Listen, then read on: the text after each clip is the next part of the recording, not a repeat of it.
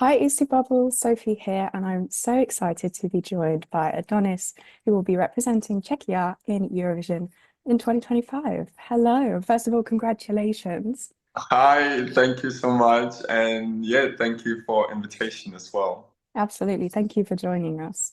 So first question, how did you feel when you first got the news that you'd be representing Czechia, and what does this opportunity to be a part of Eurovision mean for you?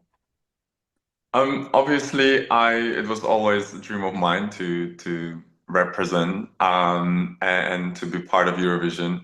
I uh didn't know when it's gonna happen, if it's gonna happen, how it's gonna happen, and it did. So obviously I was very excited.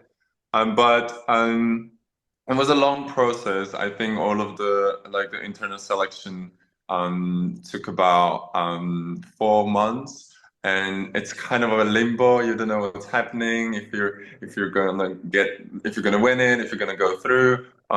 So you can't really plan much.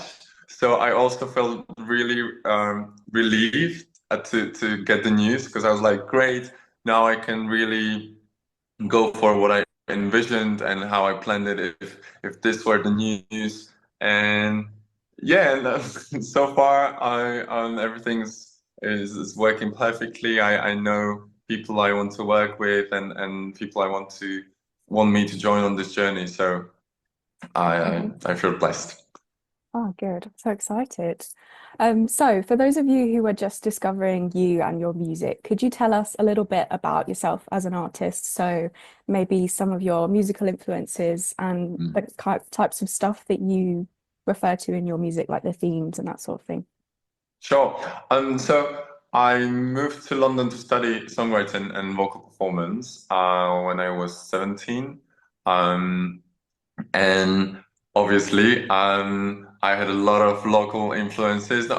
Maybe not always local, but I loved at the beginnings with my first band. I know we loved Mumford and Sons. I loved Okay. Florence the Machine. I loved Lord. I loved Love Lord. Verdi, and yeah. So I feel like with my first band, it was a little bit, I don't want to say alternative, but because I don't, believe in this strict border, like this is commercial and alternative. We all know it's merged by now. So, but for that moment, I felt like that was something maybe less mainstream.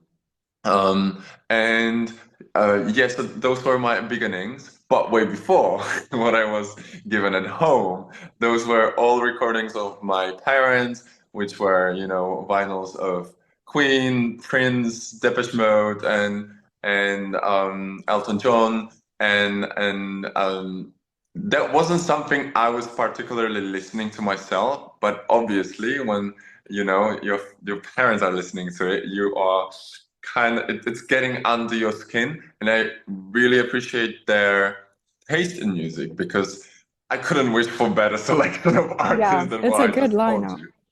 And then once I started writing more commercial stuff, I would listen to a lot of Troye Sivan, a lot of Conan Gray.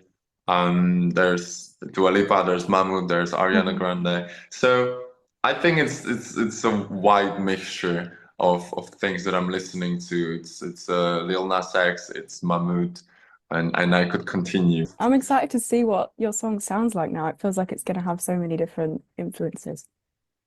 I will give you one Mhm. that might, like, I don't want that to be a hint, but I adore Orville Peck.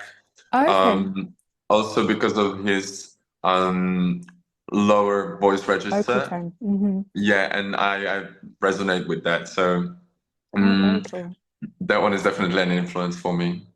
Very nice. So, your stage name, Adonis, refers to the Greek god of beauty and desire. Could you explain a little bit about the choice behind that and how that relates to your art, and maybe if that's going to be related to your song at all? Are you asking if I'm narcissist that I named myself? No. Um, it literally started in London as Hmm. well when I was studying, and those were my first encounters with audiences, with performances, and I wasn't very confident. I think I was really learning a lot at that time. And I just felt like I need to create this strong, confident persona on stage that will handle everything. And I was just like, okay, let me embody a drag name, Yeah. Adonis, and Adonis can do anything on stage, and then um, Adam can cry in the backstage, and that's where it started really. So I never felt like, oh, let me take this muscle guy because I was never muscly. On the opposite, I felt very, thin and and probably were experiencing an Adonis complex. But yeah, and then it just stayed with me, and um, obviously I write it with X, so it goes a little bit away from the Greek mythology as well when you type it down, and just so it's a little bit more distinctive and. Mm, but the root of it is the confidence that I try to embody through the stage name. Can you give us any little nuggets into how this experience and how your kind of artistic vision is going to translate onto stage? So, what can we expect to see? I love performance. I think it's one of my favorite parts of this craft and of this job. Um, so for me to be able to perform and meet people live and gather the energy, that's like number one thing for me. So I feel like I'm definitely a ballady guy as well, and Okay. like emotions and soulful voice and everything. But that's one part, and then the performance is the second one. So that's probably linked with maybe some dance experience as well. Yeah. I do have some dance experience, but that's on the level of a theater kid, I would say, or musical theater, and maybe taking extra classes, but never proceeding it as a professional career. That was never my ambition. It was always just something I really liked, and I knew that I might use it in performance and on stage or in music videos. So I definitely do have this part in my music and in performance. And you want a little nuggets of what the Eurovision will be? If you um, can. I I won't reveal much, but the song is definitely very bold. I do Okay. think there is the space for dancing and and and the only hint I'm gonna give you is XOXO. That's our Okay. that's our Easter egg right now. Interesting. My mind just went to Gossip Girl immediately. I don't know why. It should. It should. Okay. It should. That's giving me quite like an aesthetic vision of what it could be as well. So that's very interesting. But I Yeah, won't ask any more questions on that. great. So moving towards the song just more generally, I know obviously it's all sort of under wraps at the moment and I don't want too many spoilers, but could you tell us a little bit about the story behind the song and what made you decide to submit it for Eurovision? So it was a last session that I had before the deadline. I already had a bunch of other songs that I was considering applying with. Um, and I really just wanted a fun songwriting session, knowing that I already have some material to apply with. I probably didn't have that burden of, oh, I need to write something really, really good for Eurovision. And all I remember was really, really fun and joyful session in London with my former band members and some other songwriters I really, really adore and love to work with. And I think this probably translated into the song and gave it some extra, maybe some X factor thing that might have been missing in the previous songs that I wanted to apply with. And I think that's great because I was really not expecting this song to be my submission. So um, that's something I grew into in a very short period of time, and um, and we'll be still polishing the final and the finest details, and we will reveal all of it next year.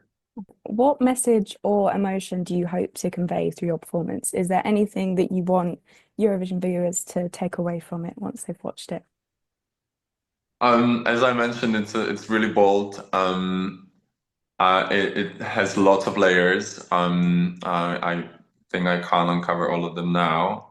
But probably the ultimate one is, taking back your own powers and not seeking any more external approval and external love. Let's put it this way, That's interesting. And it seems like you're sort of carrying over the themes from Aiko's song in a from way. last year, which is, Oh, quite um, self-empowerment and sort of same sort of I vibes, maybe. Uh, I think once we opened up a little bit more on this topic, you might find a different journey to the song. Okay. But I definitely appreciate the Icos pedestal message for sure. Yeah, But I think the stories behind are a little bit a little different. bit different. Okay, good to know.